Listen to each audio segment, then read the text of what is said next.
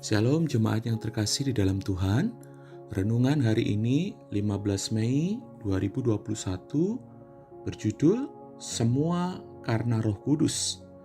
Bahan bacaan kita terambil dari Kisah Para Rasul 4 ayat 13. Demikian bunyi firman Tuhan. Ketika sidang itu melihat keberanian Petrus dan Yohanes dan mengetahui bahwa keduanya orang biasa yang tidak terpelajar, heranlah mereka.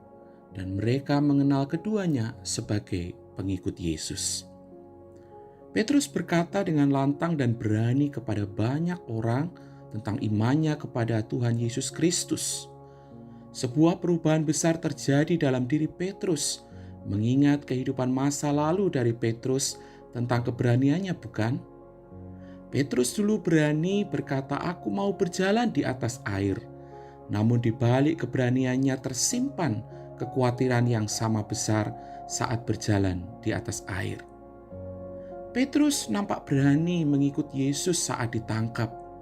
Namun Petrus tidak berani mengakui siapa Yesus di depan seorang hamba perempuan.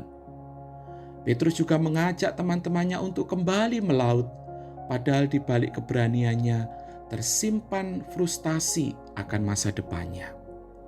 Tapi itu semua Petrus yang dulu, bukan sekarang. Lalu apa yang menjadi perubahan dalam hidup Petrus? Dari seorang penakut menjadi seorang pemberani yang radikal. Tidak lain dan tidak bukan karena karya Roh Kudus yang telah mengubah diri Petrus dan murid-murid lainnya. Dalam Kisah Para Rasul 2, terutama pada ayat keempat, di sana dikatakan, "Maka penuhlah Roh Kudus, lalu mereka mulai berkata-kata dalam bahasa lain."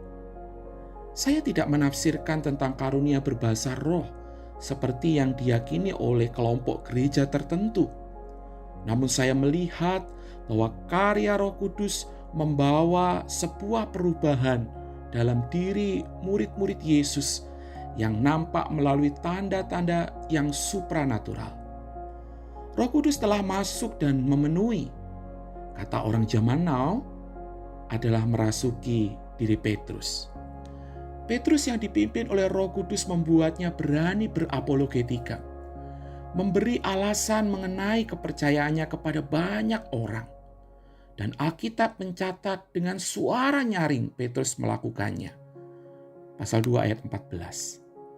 Kata nyaring dalam bagian ini berarti berkata dengan suara keras, penuh keyakinan dan keberanian seperti seorang narator di tengah-tengah kerumunan pendemo.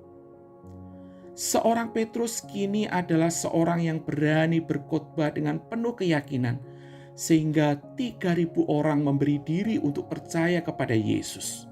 Seorang yang berbicara dengan penuh hikmat tentang hari-hari akhir dalam kitab Yoel dan perkataan Daud. Seorang yang mampu bicara struktur sistematika teologis akan pribadi Yesus. Dan seorang yang membuat 3.000 orang itu bertobat dan menerima dirinya dibaptis. Sekali lagi, semuanya itu terjadi tentu tidak lain dan tidak bukan. Semua karena karya Roh Kudus. Bagaimana dengan kita? Sekarang kita tahu bahwa Roh Kudus membawa perubahan. Perubahan sikap dan perilaku seseorang bagi tujuan Allah. Orang lain bisa melihat perubahan hidup kita karena adanya karya Roh Kudus. Ibarat menyemprotkan minyak wangi, tentu bukan hanya kita saja yang menikmati bau harum dari minyak wangi tersebut, melainkan juga sekeliling kita pun menikmatinya.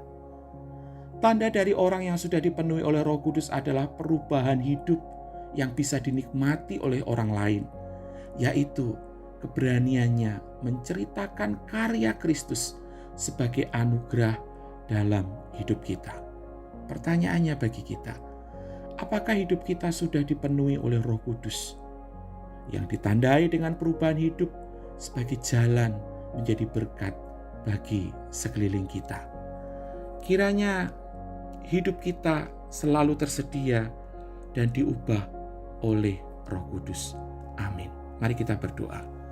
Kiranya Tuhan terus menolong kami untuk kami siap sedia dan bersedia untuk diubah hidup kami melalui karya Roh Kudus, supaya kami terus dimampukan bersaksi tentang Engkau dan menjadi berkat bagi sesama kami. Tolong kami ya Tuhan. Di dalam nama Tuhan Yesus kami berdoa. Amin.